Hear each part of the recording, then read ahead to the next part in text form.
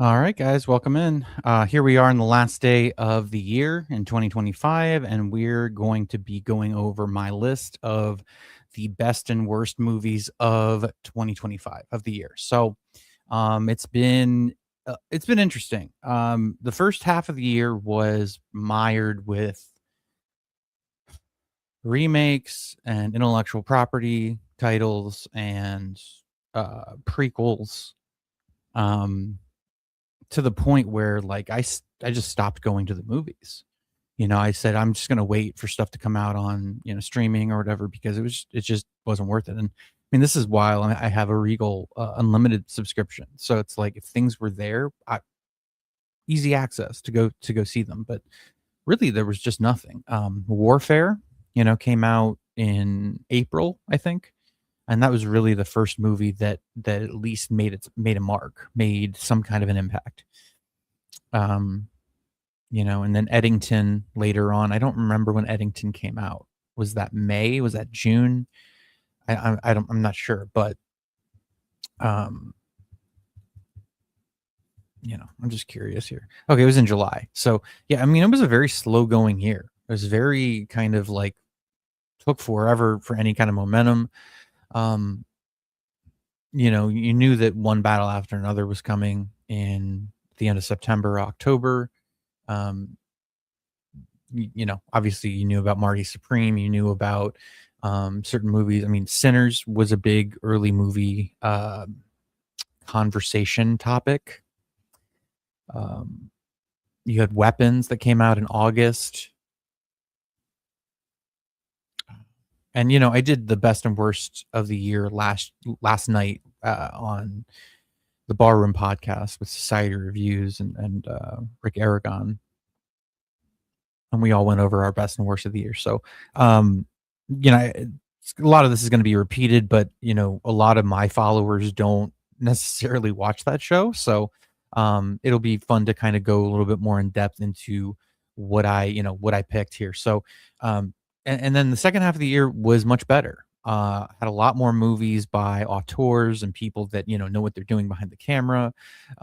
Even stuff that was relatively disappointing but adequately made, and you don't necessarily feel like your time is wasted as much watching those movies, even if again they have their own problems, and don't make my best movies of the year list. So yeah, it's definitely been a mixed bag, but the thing is, looking at the rest of the decade, it certainly is better than the average year. 2020, 2021, 2022, 2024 were all terrible. So, and I can't really say it was a terrible year. I mean, there was plenty of bad movies. Don't get me wrong. Okay. But there's also enough good movies to kind of offset it. So, um, yeah, I see the other film accounts, like, I don't know, like I forget what it's called. It's like Film Takes or whatever. Like the guy that has the Denzel Washington Avatar or whatever, different critics across film Twitter. They get all excited. They're like, "Oh, 2026 is going to be even better." And it's like, I mean, I hope so. It's not exactly a high bar to kind of cross there, but yeah, it's not been a good time for the movies. And obviously since Warner Brothers got sold, it's, the writing's on the wall. But we've known that for a while now, if you're paying attention. So, but without further ado, let's go ahead and go over my list here of the best and worst movies of the year. I guess we can go ahead and start with the best movies of the year. So I'll go ahead and share my screen here. Just be on Letterboxd. So just bear with me here. I'm terrible at transitioning.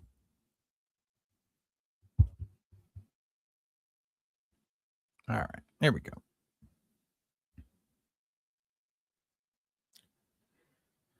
All right, so we'll start here with number 15, Mission Impossible: Final Reckoning. Okay, so this is the seventh movie in the franchise, I believe.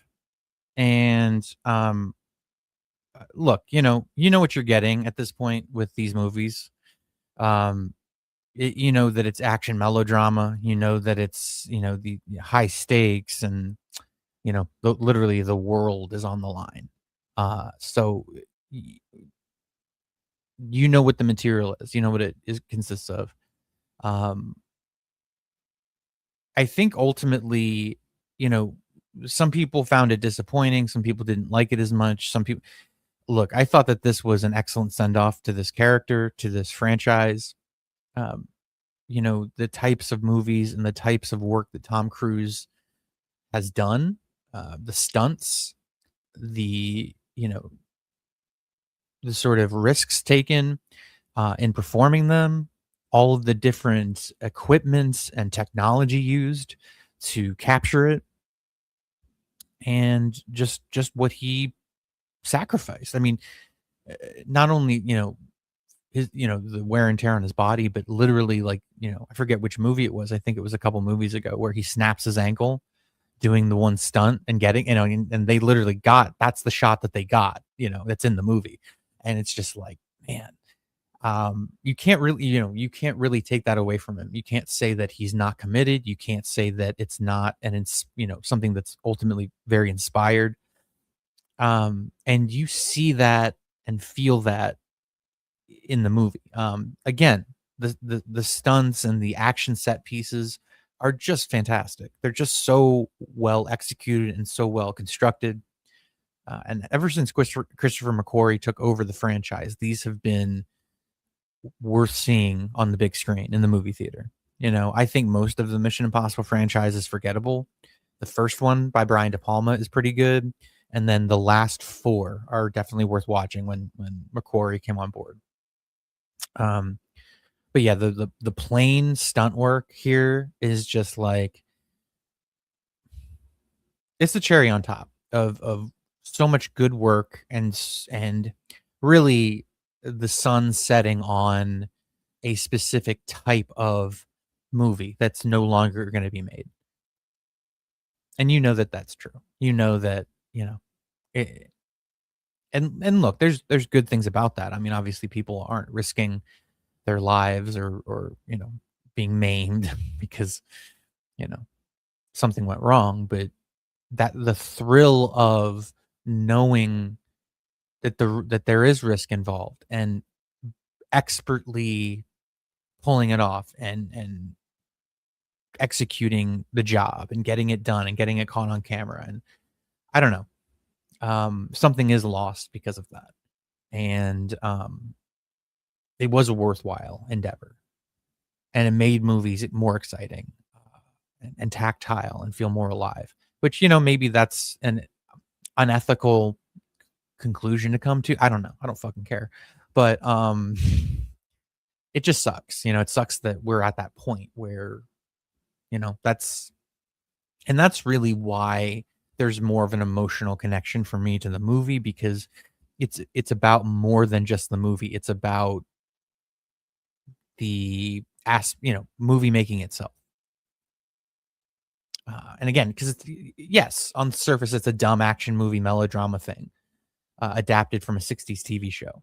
Sure. So I understand. I get it, you know. But in terms of the craft, in terms of the execution of the material, it's just so well done. And compared to, you know, whatever, Fast and the Furious or any other action franchise that's airless and stupid and irrelevant and just has no, um, you know, no stakes and no reason to sort of occupy, you know, your mental space. It's just like, you know, at least you have something like this that, um, I don't know, it gives people what they want. It gives people their money's worth.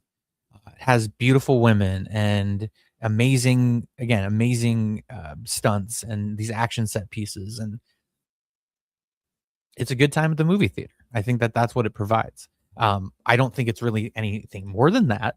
Um, but I did really like this final chapter here for Mission Possible.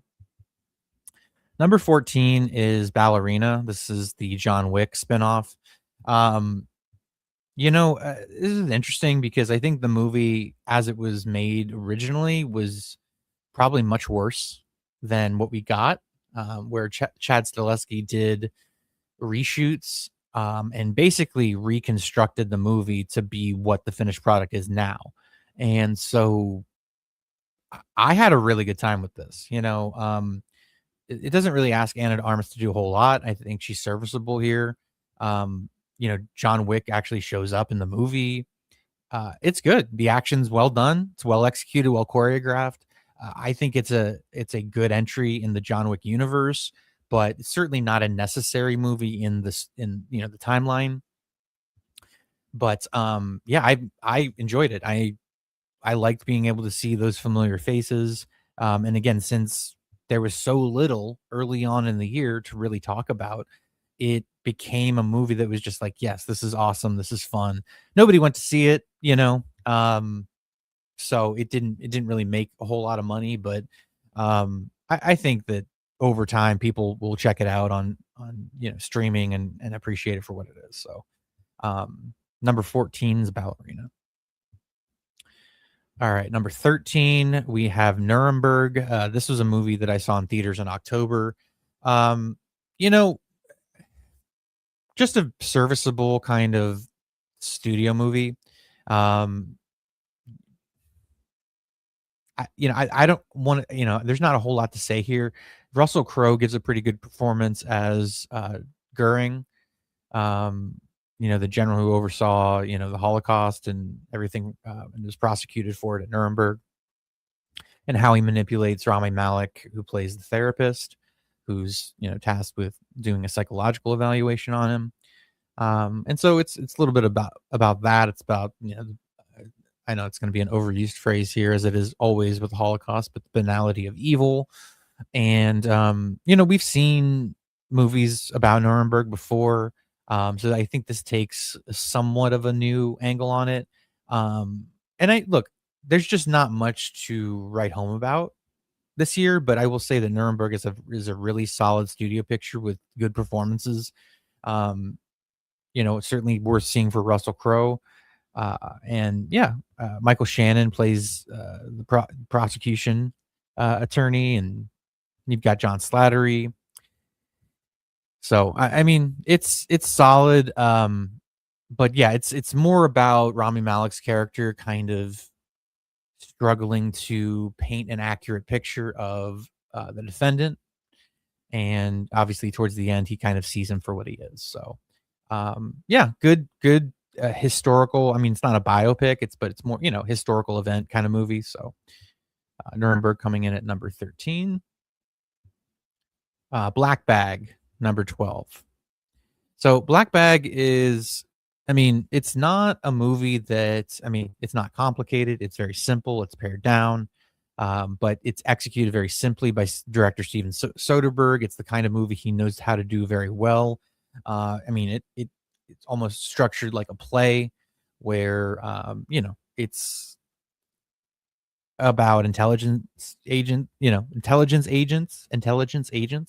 can say that.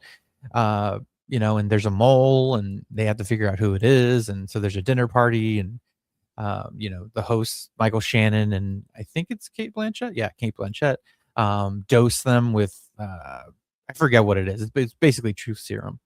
And so it's like a Clue with spies, is kind of how I put it when I saw it. So clever, fun, a movie for adults,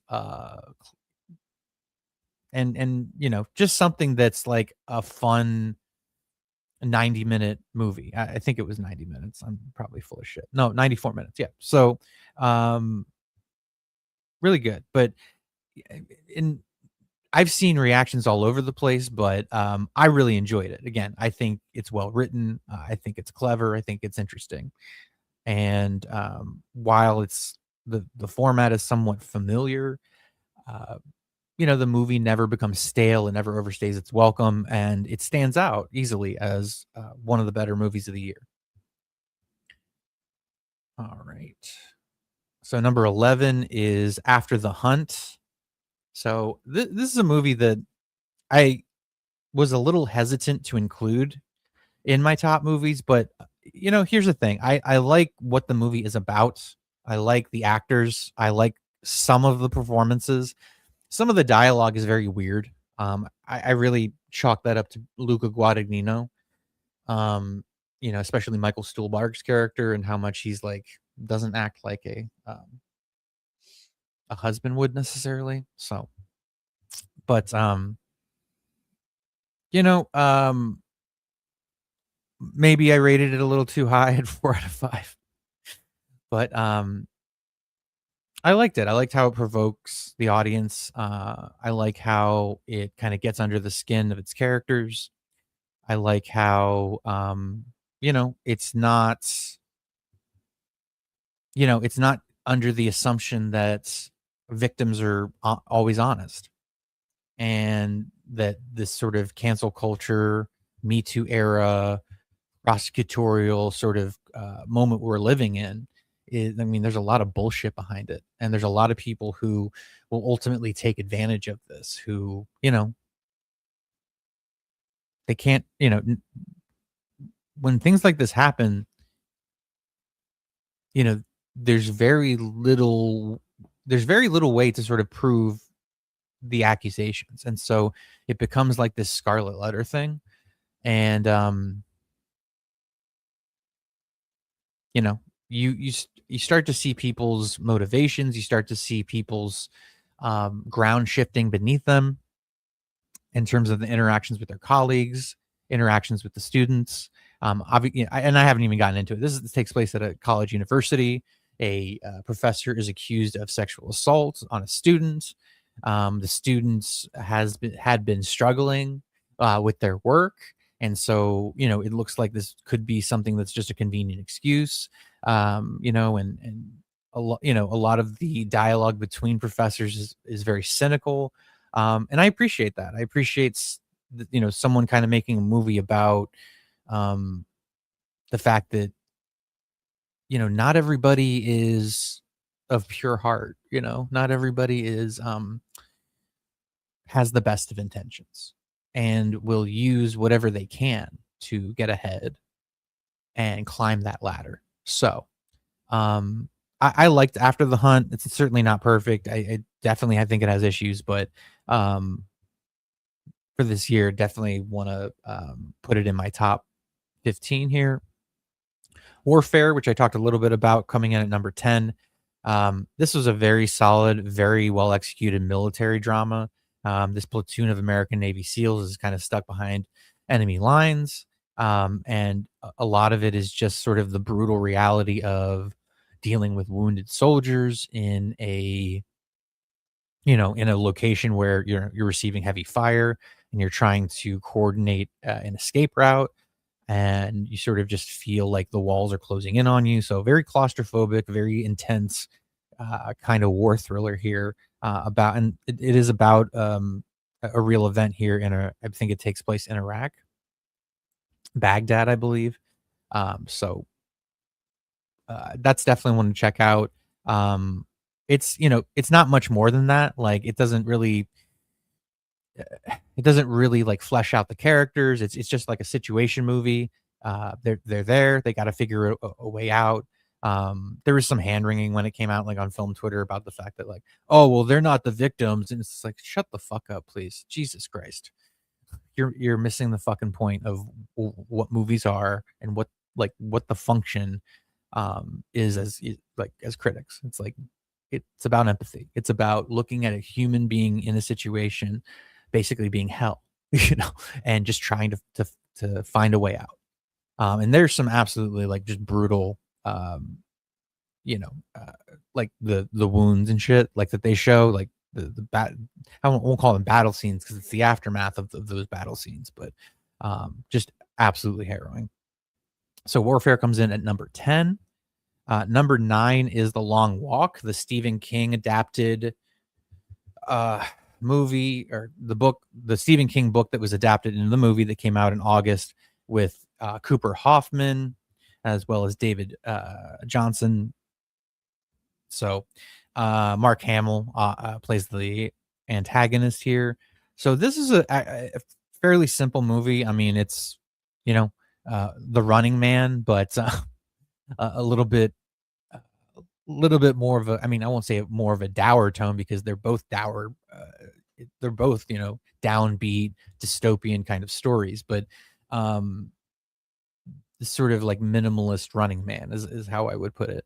It's just this contest, and the last man standing wins. I forget if it's like $1 million or something, but and the metaphors and parallels to Vietnam are there. So and that's what it was about, kind of when Stephen King wrote it. And according to my mom, I haven't researched this, but according to my mom, it's the first novel that he wrote, not that he sold, but that he wrote. So I found that kind of interesting. But I think Cooper Hoffman gives a very good performance. David Johnson gives a very good performance. It's a heart wrenching movie. It's you definitely feel the loss, not maybe not of every participant, but of a lot of them, especially as it gets further and further and further along, and it's just looking at it as the individual kind of being pushed into this no win, or like it really is a no win situation, because even if you win, you have to witness all this awful shit along the way. And so like the movie just definitely makes you feel the loss of those final 10 participants. And it's definitely it's just very emotionally striking, kind of as they are kind of drop off one by one. So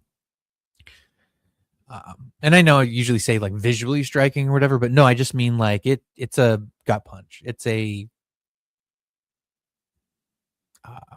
kind of an arduous task getting through this movie, just because um it can be harrowing. And I try not to overuse those words, you know what I mean? Because there's a lot of, again, movies, you can have a lot of kind of like fucked up movies or whatever. But yeah, The Long Walk was definitely a tough one to sit through, just in terms of how disturbing the material was, but and just heartbreaking for the people that you're watching kind of just endure and continue on.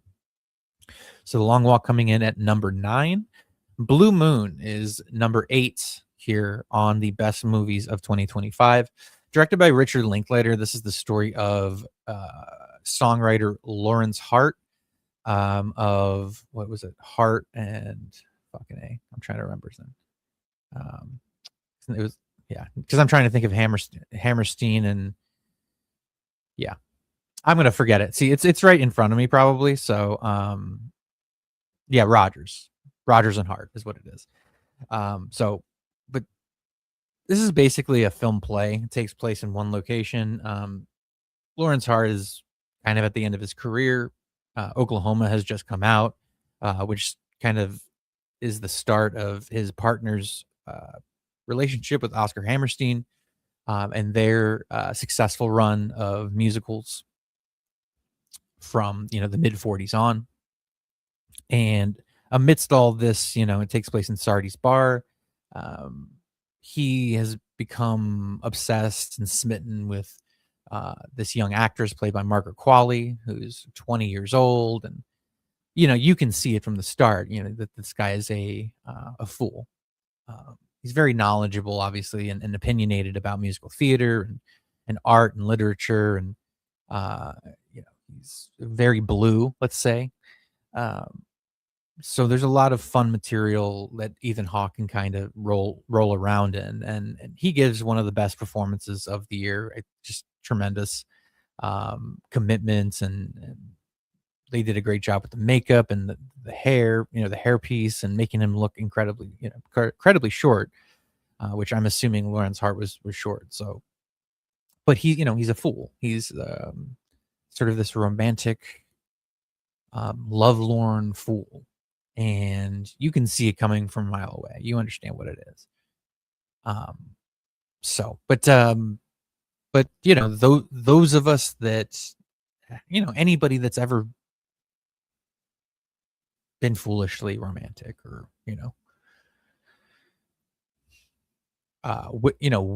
wished for that connection to happen with that person that makes you feel that spark, that kind of thing. And so I just, I think anybody can relate to that. So, I'm sure some fucking idiots like, talking about an age gap there. That's like, yeah, I just shut the fuck up, like, please. It's just like it's some fucking movie, please. Anyway, so Richard Linklater, I think, did a really good job with this one.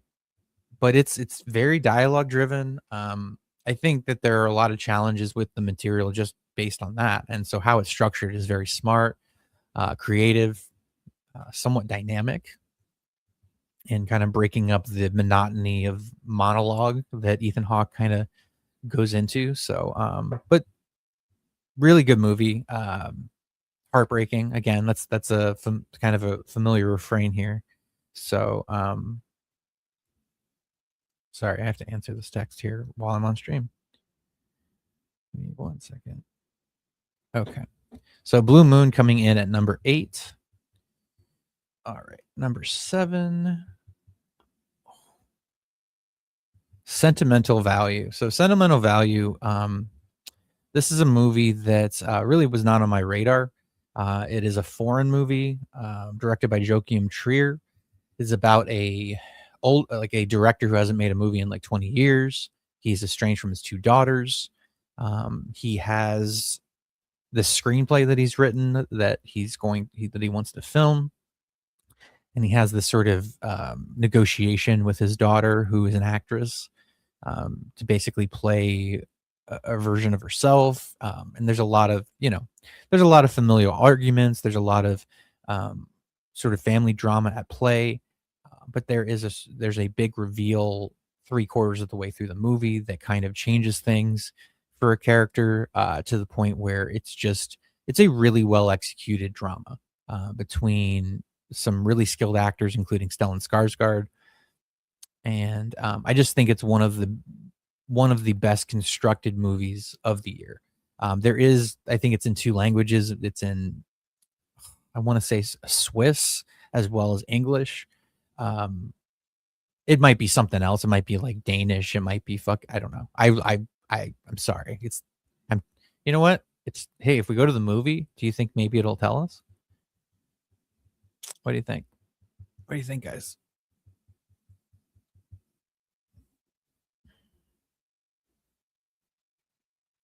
You'd think they would say, that it's not, whatever. Why aren't things catered to me constantly? Okay. Well, we'll just have to figure that out. Yeah, it doesn't say. Anyway, but Sentimental Value, definitely want to check out. Great performances. I definitely think it'll be a contender for Best Picture next month when the nominations get announced. Anemone. So this is the film directed by the son of Daniel Day-Lewis, Ronan Day-Lewis. This is a movie about 2 brothers who meet up at this cabin that's kind of out in the wilderness, and they kind of talk about what one of the brothers had to endure in his childhood. And I'll just say that it has to do with childhood abuse and church,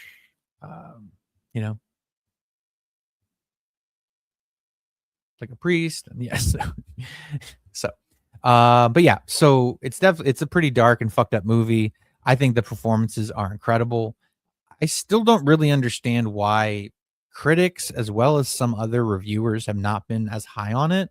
Has a 2.8 out of 5. I think it has some of the best acting performances and some of the most creative and dynamic filmmaking choices of any movie that came out this year.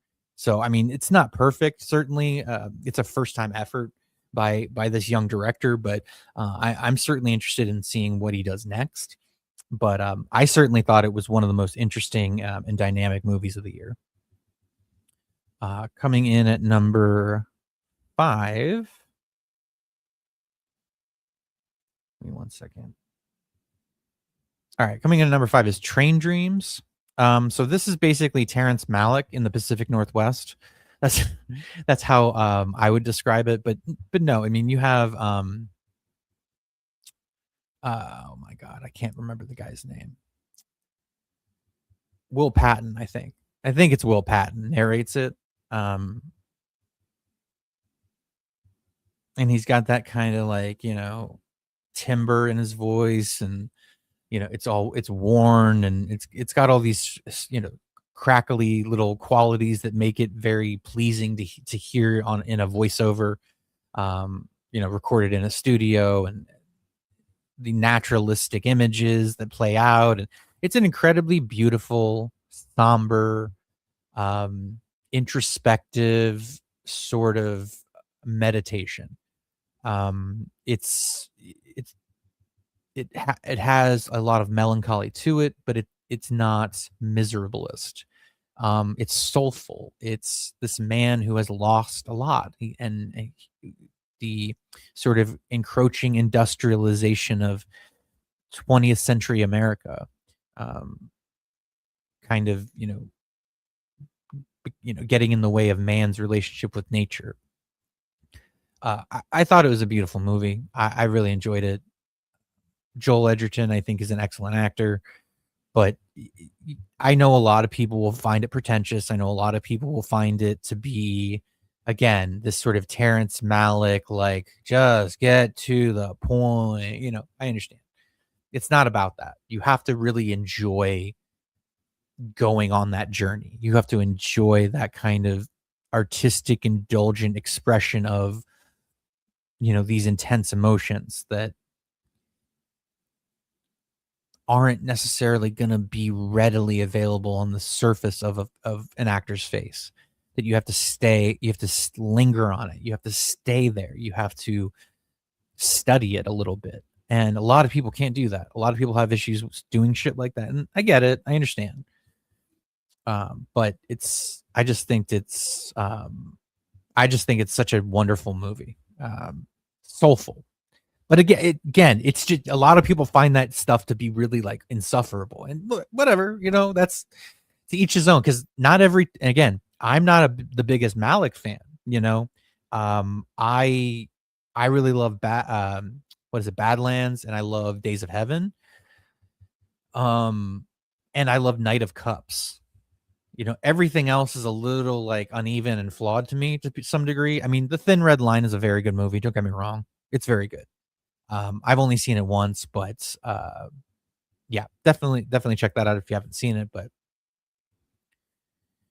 you know, it just depends. It depends how it hits you. Ultimately, everybody's a little bit different. So number 4 is F1. So I have not shut up about F1. I've probably been its biggest cheerleader. I would probably be completely fine with Brad Pitt getting an Oscar nomination for Best Actor. Um, so give me 1 second here.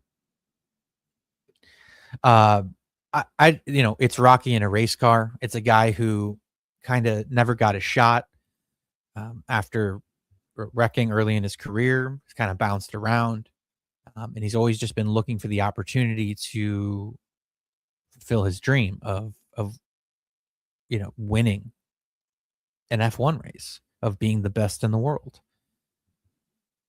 And it does a great job of immersing the audience and putting cameras in fascinating places, and the hard cuts and the edits, and feeling that acceleration, feeling those turns, and just holding your breath when you realize the car's about to crash. All of those things all of those things are so undervalued from a movie going audience perspective, but they are so incredibly hard and difficult to pull off and to execute on screen in that cinematic quality. And you have that with the overall, it's an adequate sports drama movie. You know what I mean? You see, if you've seen Rocky, if you've seen Any Given Sunday, if you've seen Rudy, if you've seen any of these movies about working towards a goal, a dream, whatever you have, you've seen this type of movie before. So I understand when people say it's cliche. It's very, you know exactly the plot beats of what's going to happen. You know, the sort of ascent and the second half sort of decline, and then the rise back up in the third act to finish off the movie. And of course, there's all that. But there's a bit of like a wink and a nod, and like, hey, we're here to have fun. Let's go win a race. Let's go do it. Let's go. You know, there's this enthusiasm. There's this momentum that we don't really have in a lot of modern movies anymore. There isn't that genuine excitement, that energy that almost pulsates out from the screen. And that's what I mean. Like, if you told me that this was the movie that I was probably most excited about, it's just like, why? It's fucking it's car, you know, it's cars racing or whatever. But it's like, yeah, it's real people driving cars, risking something to bring entertainment to fucking literally billions of people, seeing how successful it was, and how many people bought tickets and how well the box office was. So um it's such a fun movie, and every time Brad Pitt hits that finish line and wins that race, you know, and I don't know what it is. I don't know why that emotional catharsis comes through every time, but it does. But I think it's having gone through something. Oh God, I'm going to sound stupid saying this, but in my own way, having gone through something where you worked hard for a goal and you kept doing it and it was difficult and you had setbacks and you had, you know, moments where you doubted yourself. You were able to come through. You were able to do the hard thing that so many other people couldn't do. And, you know, you did it. You accomplish your goal. So that's why, you know, people ask me, you know, um why it affects me emotionally. That's why, you know, but um and that's the funny thing, because I think about this all the time with movies, where I always tell people that um movies are a window. They are not a mirror. And so it's not about you, right? And I do think that there is a way to be a good critic where you do apply your own experiences to the movie you're watching, but applying it fairly and somewhat equally. You know what I mean? Not projecting. I think that that's important. But if something means more to you than simply because you relate to it in a personal way, I do think that you can effectively be a good critic. You just have to balance that out with, you know what I mean, putting that in context. So, and I'm not the only person who had that reaction or who loved this movie or enjoyed it. I mean, it made over $600 million worldwide at the box office. You know, it was in theaters for 3 months. It did a great, it really did great business. And so with F1 and Top Gun Maverick, I'm pretty sure Joseph Kosinski has like made his last two movies have made $2.8 billion. I can't believe that's a real fucking number, but um yeah, so I don't know. It's just like and again, it's dumb. Trust me, it's so dumb when I think about it. Where like, so you literally cried at a Brad Pitt race car movie. It's like, yeah, every time I've seen it. 'Cause it's like, you know, it's the monologue that he does out on the balcony where you can see Trump Tower in the background, which I'm sure people love. You know, when they're in Vegas, and you know, him and expositional dialogue, lazy as shit, right? But it doesn't matter because it's Brad Pitt. We buy it because it's Brad Pitt, because we want to buy it. Um, and just that, like, you know, this seemingly selfish, you know, aggressive, somewhat self-destructive guy. Oh, he's really not. He's, you know, he's just working hard to get back to the place that he wanted to be at. You know, that during the movie he's working towards, you know, achieving. And I don't know. I don't know why. I mean, I just explained it why it's meaningful to me, um, but anyway, that it every time I went to see it, and especially in IMAX, it was a worthwhile, fun, incredibly quick 2.5 hour movie experience. 156 minutes. You know what I mean? So, I definitely spent a good amount of time with this movie. And I mean, there's stuff in it that you can kind of roll your eyes at, like Carrie Condon being the first female race engineer like thing. But it's like they don't play it like they don't make it an embarrassing DEI thing. It's just that's what she is. And of course she's a love interest. And anyway, again, very, very cliche. I'm not gonna say it's not, but highly entertaining, really well executed movie. Number 3 is Begonia. This is Yorgos Lanthimos, his next movie or his newest movie, working with Emma Stone once again. I love this movie. This was my number 1 movie, I think, before I kind of reorganized my top list here. This is a great Twilight Zone episode movie. It very much is, it's a situation. It's definitely clever. It's definitely quirky, out of left field, but not out of the realm of our times. Let's say, with conspiracy theories and spending too much online and echo chambers and the belief in whatever far-fetched conspiracies you can cook up.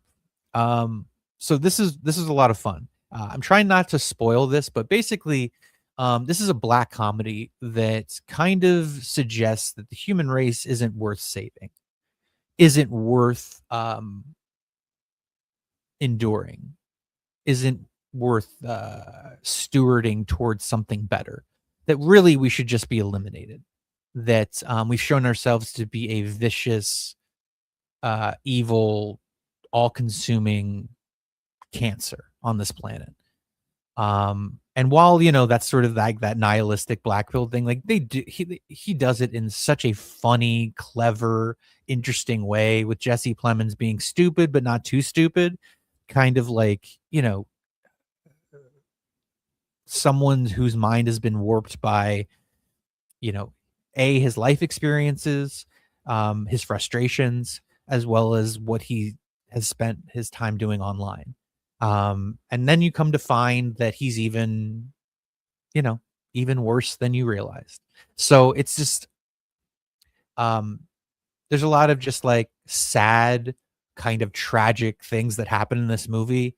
And it's depicted somewhat funny, but it's really just fucking sad.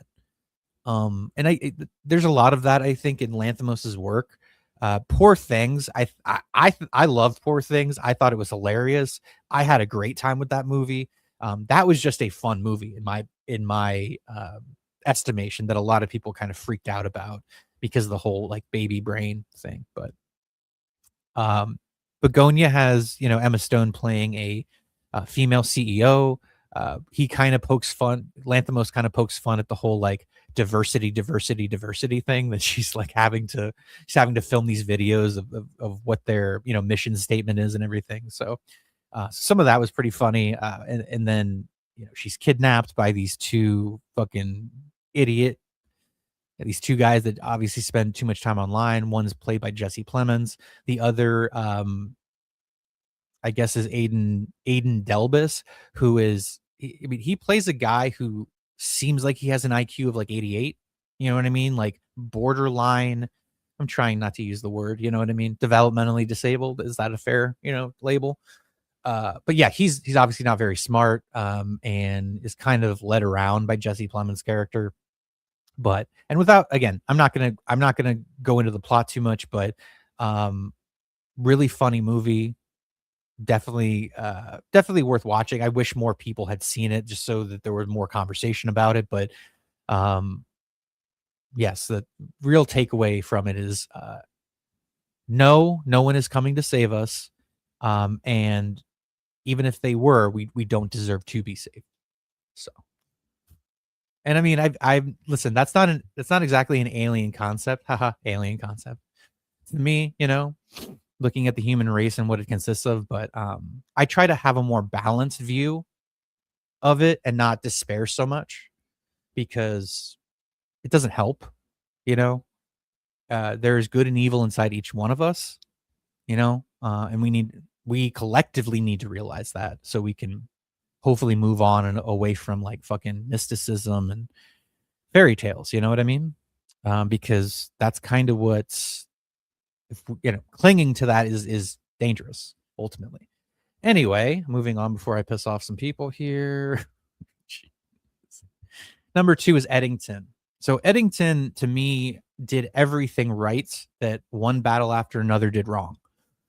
And I know that that's a little bit black and white here, but look, I loved that Eddington captured the COVID moment, captured masks, captured, these highly reactive, hysterical personalities coming out. I loved, the sort of social justice warrior bullshit, the woke nonsense. Um, all of that was great. Even Joaquin Phoenix character is lampoon, in that, he's so focused on this shit that doesn't matter ultimately that, he loses his wife to a cult leader. You know what I mean? And he just like everybody is a complete joke. Everybody is this almost not quite a caricature, but almost. And then you have this massive data center being built, which, by the way, is becoming an issue, and people are protesting that and the amount of resources that they take and all that stuff. So, I just think it's this amazing satire that's really funny, that captured the moment of COVID, that captured this insane hysteria that we all went through, that I don't think we've exactly come out of. And I don't know.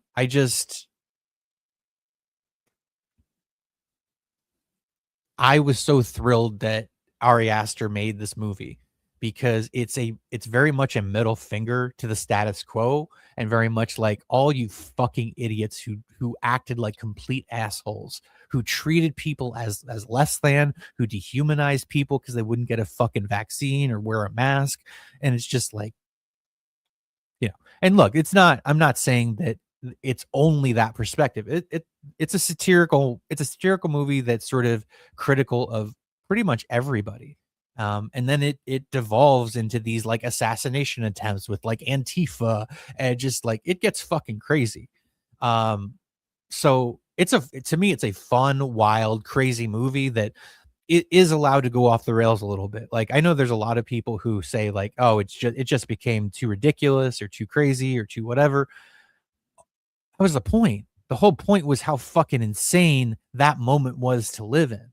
And so just and everybody and like the cast here is just crazy. Joaquin Phoenix, Emma Stone, Pedro Pascal, um, you had Austin Butler. So, I don't think enough people have seen it. Like, I think, you have cinephiles and whatever, but um I think it's a really underseen movie that hopefully will become a cult classic over time, because man, I just thought it was such a fucking lashing from Ari Aster, like, you fucking idiots. And I liked his last one too, Beau is Afraid. I know that was kind of like a fever dream, like a hallucinatory fever dream for a lot of people, but as someone who deals with a lot of self-loathing, I definitely appreciated that one. So, all right, number one, Marty Supreme. So this was such a fucking fun time at the movies. This was such a joy, such a good time. All right. So Marty Mauser, ping pong player.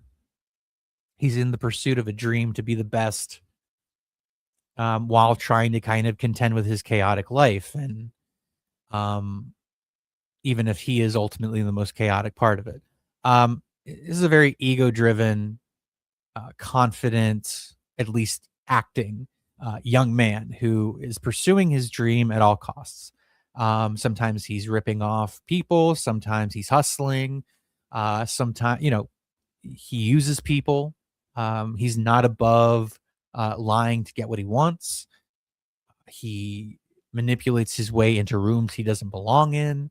He, nearly gets, physically harmed because he's so audacious. And that's what I keep coming back to with his character, with Chalamet's character and his performances, that the audacity of what he says, of what comes out of his mouth, of the commentary, of the brashness, the attitude. It's just so fresh. It's so alive. It's so present. So many of the scenes that Safdie, puts together feel idiosyncratic, feel so alive in the moment. And it's man, it is such a fun kind of 100 mile a minute type of narrative. It People have compared it to Uncut Gems, and I mean, it might be similar, but I really don't think it's at that type of breakneck pace. It's a 2.5 hour movie, but it goes by, like that. It goes by real quick.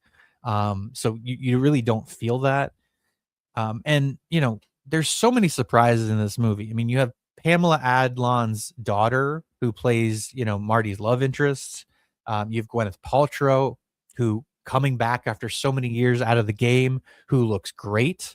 And she's the wife of Kevin O'Leary's character, who is kind of the key to Marty getting to this match in Japan, so he can make a name for himself and beat the best in the world. And so you just have a lot of colliding elements that are they're so fundamentally satisfying when put together, when these ingredients come together.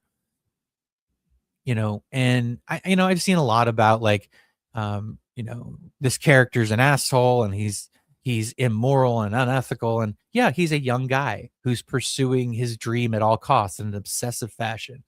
And by the end of the movie, he has grown and has this arc that is beautifully realized. And through all of this has matured and become a man. That's what the process of this whole movie is. It's him going through all of these things and achieving something and achieving his ultimate goal and realizing that his life is literally about to change with the birth of his child. And what that means and it's an irrefutable moment. It's you can't go back, you can't change it. You are fundamentally different from that point on. And so this movie is really a snapshot of who your parents were before they were your parents. Who were they? And what could have happened to them? What did happen to them? What did they go through? What were the wild incidents that they got themselves into? They weren't always conservative and looking out for their, I don't know, their safety and well-being. They lived reckless too. They were immature. They hurt people. They did all sorts of things. They made mistakes. Of course, so of course, Gen Z moralizing has a problem with this. But you know what I mean? So it's like you can grow. It's okay. You can do things that are awful and realize that you were wrong and that you made mistakes and that that you need to be humble and you need to have humility and respect. And all of that takes, sort of not doing that, sort of making those mistakes, acting in a brash, egotistical, selfish manner. And so I think that that's a really wonderful thing that is realized throughout this movie, all while being incredibly fun and funny and exciting. And I'm trying not to be hyperbolic here, but uh, so yeah, this definitely knocked me on my butt a little bit. And I'm sure the curmudgeon-y cinephiles that I talk about movies with will be split, or some will really like it, some will think it's overrated, some will think it's just okay. And that's movies, that's movie discourse. But I think Chalamet definitely has earned a Best Actor Oscar for this one. I would really love to see Kevin O'Leary get a Best Supporting Actor nomination, but it's a long shot, honestly. But that would be really fun. So if you haven't seen it, please check it out. It's a really good movie. It is my number one movie of the year. So that is the top movies of 2025, guys. Moving on now to the worst of the year. And you can already see it. Okay, I talked a lot about the worst of the year last night, so I'm not gonna try to spend too much time on these. Sinners, look, it comes down to the fact that it's just not a very good movie. Um, Ryan Coogler was given $90 million and a $45 million marketing budget to produce a ripoff of Dawn of the Dead. Excuse me, not Dawn of the Dead. From Dusk Till Dawn. Thank you. With a sort of like Southern Black 1930s point of view. Um, okay. I mean, you spend a lot of time on things that don't matter, that don't move the story forward, that don't heighten the atmosphere. Really kind of obsessed with one of the Michael B. Jordan characters being with a big black woman with a big butt, and how that this is progressive and somehow identifying of the black experience. You know what I mean? It's so fucking stupid. You have characters who like openly talk about cunnilingus, and like you have Josh Allen's wife, um, who's talking about you know doing shit with the other Michael B. Jordan character, and it's just like, okay, who's this for? Like, who are these characters? These people really talk like this? Like, I'm sorry, like I know you made these guys like gangsters or whatever, but like, where are the church ladies at? Like, what's that about? Like, what? And whatever. I know you have like the opening with the kid who's the son of the preacher or whatever, but and then so it takes an hour. The first act takes an hour to get going, an hour before like the vampire shit actually starts. And so it just it's the pacing's off. Then you have the whole like historical uh, African American achievement scene that's one of the most, actually it is the most embarrassing, it is the worst scene in movies in 2025, that you would choose to do something like that, that I mean reeks of it reeks of like a need to be to get attention. It's like attention seeking, like we is smart, we matter, we is kind, like kind of bullshit. It's like, guys, your insecurity, and I should clarify, I'm talking to Ryan Coogler. Your insecurity is showing. Your need to be a valid member of society and be seen in your blackness is like, that obsession, that deep need to be seen. We get it. So I mean, I just found it to be completely embarrassing as an artistic execution. um that just that deep need to, like, we matter. It's like, okay, like, are you that insecure about your own identity? Okay. So yeah, it just not a very good movie. Certainly overrated, certainly hyped up by the critics because it's a black movie. um you know what I mean? And look, I don't care. Like, I'm like, come on, let's talk about Bill Duke. You know what I mean?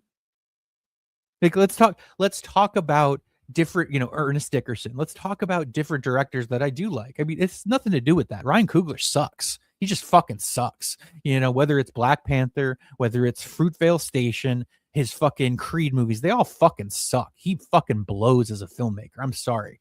You want to talk about personality free. That guy fucking blows. So just, that's all it is. So, and yes, my review of it on Letterbox got removed for being racist, but it was We Was Kangs the movie. But seriously, that's what it is. It's this elevation, it's this deification of, we had our culture stolen away from us. It's just like, oh, poor you, poor you. So it's just, I understand, but it's like, it's this grievance politics horse shit again, it drags your movie down. It makes it less interesting. It takes away from the goodwill you built up with the costuming and the sort of gangster aesthetic and the 1930s look to the movie and stuff like that. It's empty. It's just this empty attention-seeking pat on the back. And it's so and it's like so to Ryan Coogler and to all the people that love this and are desperate for it to be a success, it's just like get behind a good movie first. Like make sure the movie is good first and then like overrate it with praise, you know? I said I wasn't going to take long, and now I keep going on and on because I fucking hate Sinners so much. Anyway, number 10 is Drop. I'm not going to talk too much about this. I like Megan Fahey. That's about it. It's an absurd movie. It's stupid. Another movie that's overly relying on the smartphone to communicate information. So just terrible. Mountainhead was an HBO Max movie, sort of about AI and these tech overlords kind of like running the world at a certain point because they're so rich and so wealthy. Kind of an interesting concept, but the execution of it is absolutely atrocious. It just evolves into this terrible like murder conspiracy thing, and yeah, kind of feels like predictive programming, you know, with AI being able to trick people into thinking atrocities are happening in the first part, and then they had nowhere to go with it in the second part. House of Dynamite is the Catherine Bigelow nuclear war movie. Kind of just a forgettable exercise in, you know, Aaron Sorkin styled diplomacy. You know, not a whole lot here. You know, Idris Elba, Rebecca Ferguson, Jared Harris, solid cast, but you know, the ending was just a nothing burger. And so even if the preceding 2 hours were okay, it just ultimately went nowhere. So it's you have to ask at a certain point, why am I watching this? The Life of Chuck had a kind of interesting start, and then just became this life affirming like life of Walter Mitty piece of shit fucking Hallmark card. I just thought it was an atrocious movie. Mike Flanagan, it, you know, all of his sensibilities are kind of the opposite of what I enjoy. So I'm not terribly surprised that this was just an absolute dud, but um, ooh, just a cringe fest to sit through, unfortunately. Shelby Oaks, the movie by Chris Stuckman. Yeah, this was rough. This was a Blair Witch Project ripoff that didn't remotely capture the, you know, the tension or I don't know, indie movie spirit behind that one. That kind of made a lot of money on a shoestring budget. This, you know, this is what Chris Stuckman kind of sold out as a critic for, to kind of get into filmmaking, and it's kind of just a terrible movie. But you know, maybe he'll get another chance. He'll redeem himself. But yikes. And I mean, you know, horror movies, I don't know. I feel like horror movies are the easiest things to do in terms of like the low budget, shoestring budget thing. And this still costs like a couple $1,000,000. So you need an idea. You can't just like feign that you have some movie idea and then it's just it's just a copy of a better movie, nowhere near done as well. So moving on here as my screen goes away. Die My Love. Oh, postpartum depression, the movie. I'm not sure who this is for. This is like a mix of Woman Under the Influence and Melancholia. Just it's a worse made Melancholia, you know. It's an unpleasant woman who's depressed and lonely, and her husband is off and she's alone to take care of the kid, and she makes herself believe that he's having an affair on the road, and it's just kind of a miserable, ugly movie that's allows Jennifer Lawrence to be a kind of miserable, you know, a miserable hole. So,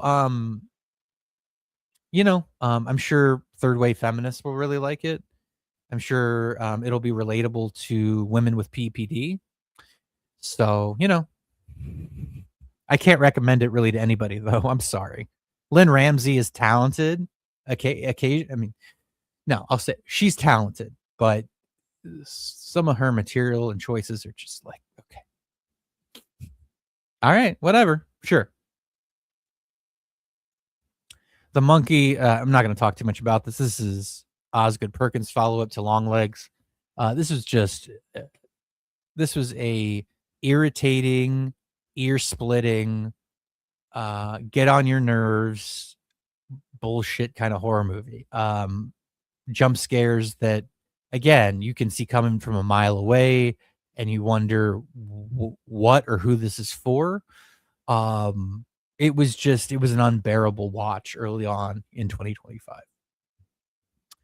Happy Gilmore 2, all the cameos in the world can't save you, mean-spirited, stupid, ugly, just terrible. A terrible, terrible movie. Terrible movie.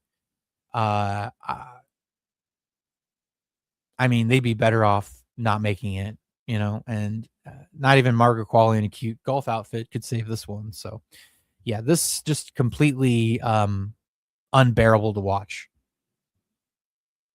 Superman. Superman, or as I call him, Super Bitch.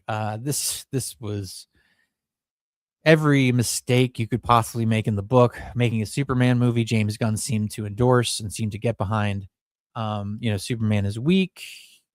He's ineffectual.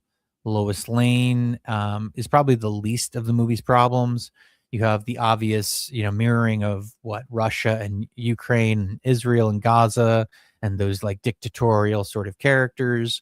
Lex Luthor, played by Nicholas Hoult in an over-the-top way. Sort of terrible example of bizarro Superman trying to be implemented. The fucking super dog, the super girl who's drunk. What is it? Kindness is the new punk rock. I mean, absolute bullshit garbage line where I could feel the soul leaving my body. This is just an atrocious fucking movie on every possible level. I mean, if this was a movie, I would want to beat the shit out of it. I mean, absolutely beat the shit out of it. So, hated Superman. So I'm happy it lost money. I'm happy that James Gunn looks to be out here at WB and DC. All right, last but not least is the War of the Worlds movie. I'm not going to say much here. This is just a terrible movie. It's basically told through screens. There's like no acting going on, minuscule budget, put out on Amazon Prime without any kind of fanfare, with obvious reason. I mean, this is sort of a bottom of the barrel. This is what has become Hollywood's sort of example. So that's going to do it.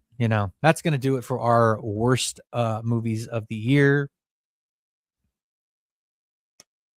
We did best and worst in about 68 minutes. So, I mean, if any of you want to interject here, what did you like? What did you not like?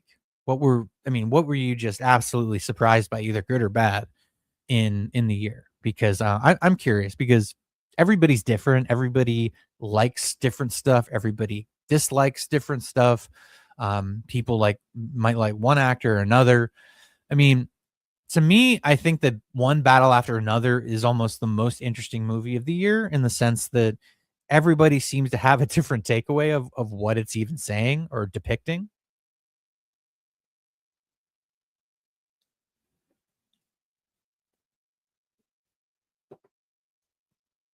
So, I mean, that movie is interesting to me because, to me, One Battle After Another, okay, was a very moderate view. It wasn't, oh, it's a leftist, if it's a leftist perspective movie, or it's a right-wing perspective movie. No, it's more of a moderate perspective, in that, like, everybody that it depicts outside of Chase Infinity, the girl, the daughter, is kind of a caricature, is lampooned, is made fun of, is not to be taken seriously as an earnest character profile. And I don't care if you're talking about Tiana Taylor. I don't care if you're talking about Sean Penn. I don't care if you're talking about Leonardo DiCaprio.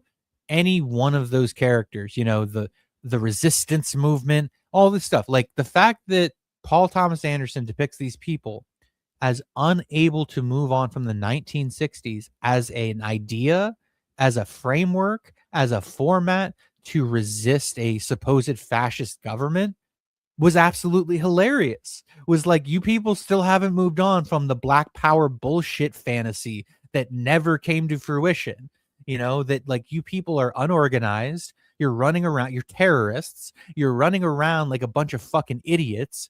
And it's like, yes, the government or whatever, the militarized government, police state is absolutely fascist, and they're like they're evil and whatever, but like you people are an absolute joke on top of that.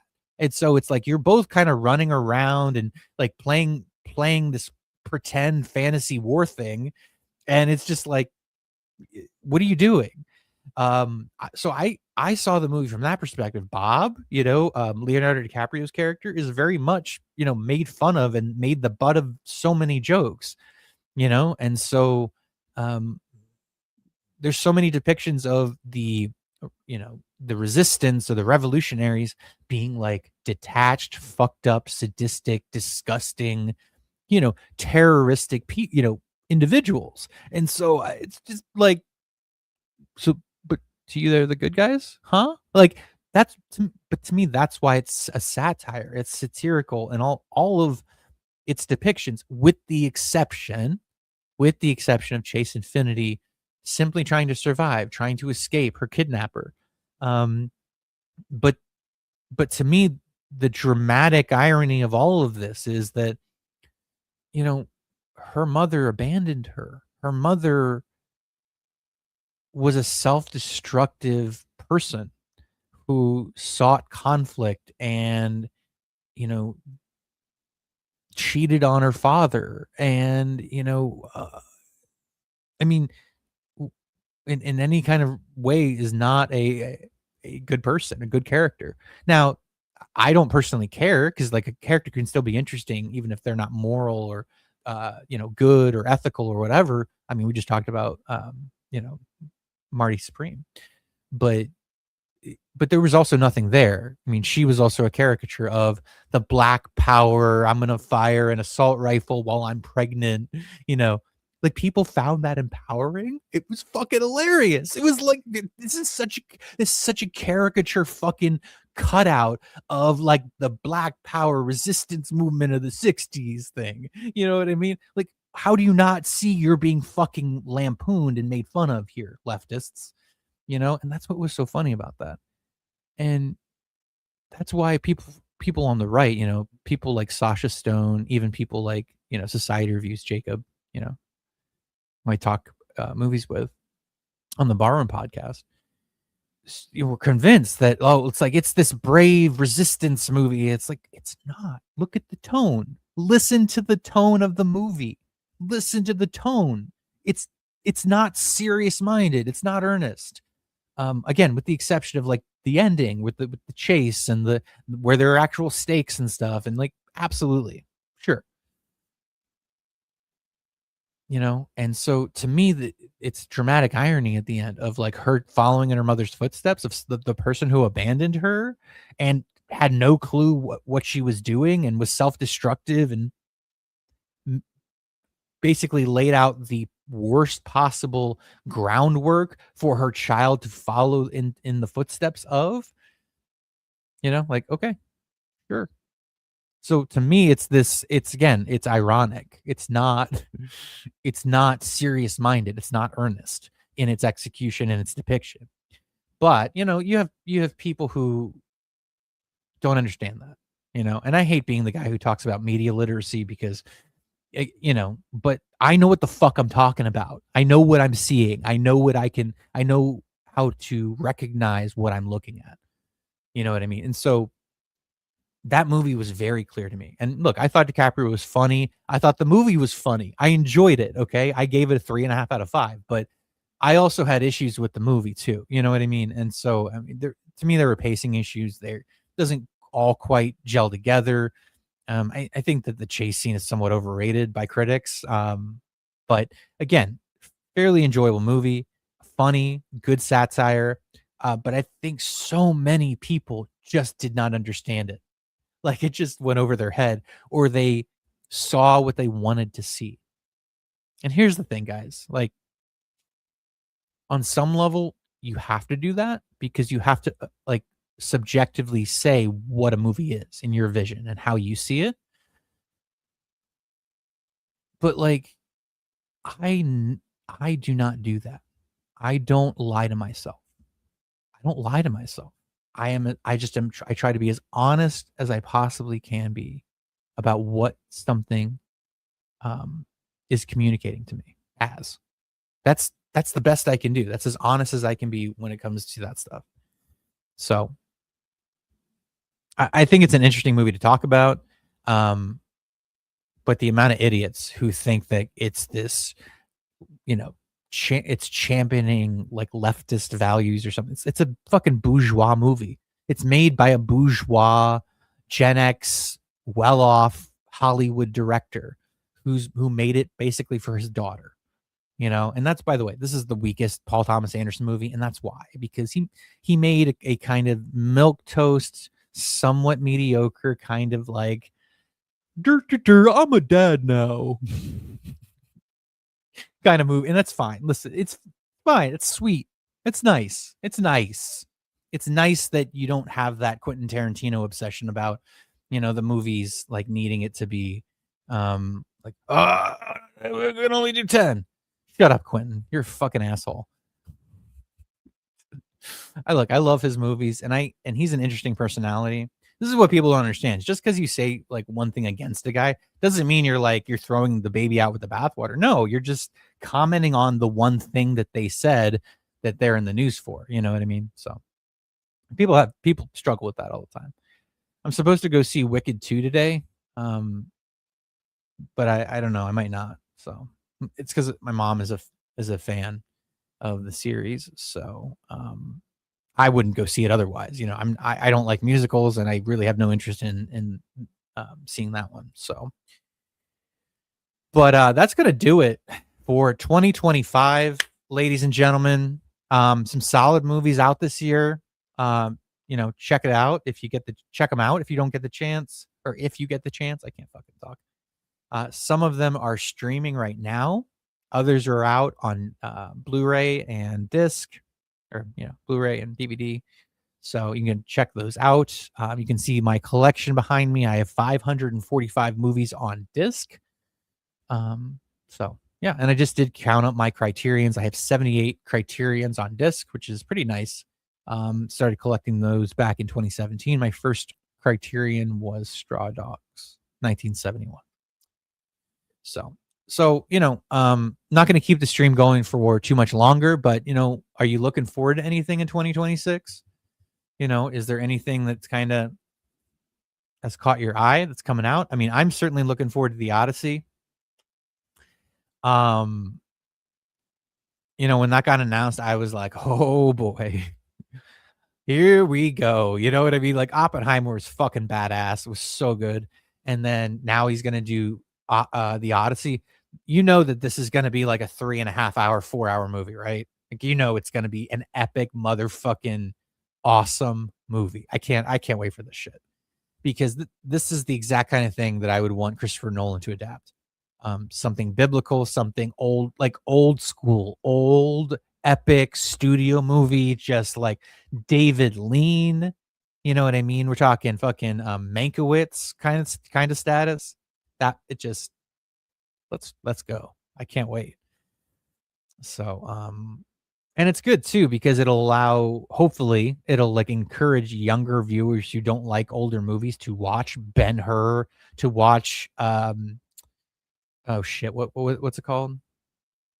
God damn it. Bridge on the River Kwai, Dr. Zhivago, what's it called? Lawrence of Arabia. There we go. These kind of historical epics, these epics, Antony and Cleopatra, even if it's not great, the spectacle of it, the scope of it, the size of it. And then, we're going to get to see it at IMAX. So it's going to be fantastic. I can't wait for The Odyssey. As always, I'm waiting for S. Craig Zoller to make his next movie. Hopefully we'll see something from him soon. But yeah, 2025, not a bad year. We definitely had some bad movies for sure. But we made it through. I'm gonna get back to reviewing movies as a semi-professional critic. So that's exciting. That means I'm gonna go to the movies and I'm gonna actually write out reviews, ladies and gentlemen. So I'm looking forward to that. I'm looking forward to streaming more and talking about movies and engaging more with you guys. I'm gonna try to have to follow a schedule of some kind because really it's just, hey, if you're online while I'm streaming, maybe you'll have, time to drop in. But anyway, January, I don't have any kind of theme planned. Um, if you think of anything, please, let me know for ideas. But I'll have to go through and maybe research and see like maybe what some good ideas for January are. Maybe movies about resolutions, but I don't know what the fuck that would even be. You know what I mean? So we'll see. For today, I'm just gonna watch movies, take it easy. For 2025, I watched about 860 movies, 870 movies. So another good year for me. Um, I'm just trying to keep adding to my repertoire and my education. Um, Trying to grow up as much as I can, especially through discourse and not insult people just because they disagree with me, on a movie. So trying to grow up. I'm about to be 37, so it's probably time to try to venture that way. So anyway, it's been fun. It's been I like doing this. I like being able to discuss my thoughts and feelings on movies, and I've had a really good year. I've had a really good 2025. I've stayed busy. It's been constructive. I went to New York City, had a great vacation, saw Glengarry Glen Ross on stage there with Kieran Culkin and Bob Odenkirk, Michael McKean. Bill Burr was actually very good in that as well. Ate at some great restaurants, Patsy's. I ate at Smith and Walensky, and then I forget what it is, but it's that like super like ritzy, famous seafood place. Not famous. It's only been open for a couple years in Midtown Manhattan, and I'm like, okay, well, there's a million places like that. But I had a really great trip. I lost over 40 pounds. I gained 15 pounds of muscle on top of it. So I'm going to continue on that, continue with my diet and everything. So things are going well. I wish you all a really pleasant new year. I hope it treats you well. I hope you make good choices and you find some peace and well-being. Okay. So take care of yourselves, take care of your loved ones. I'm gonna go watch some movies or something. But all right, bye.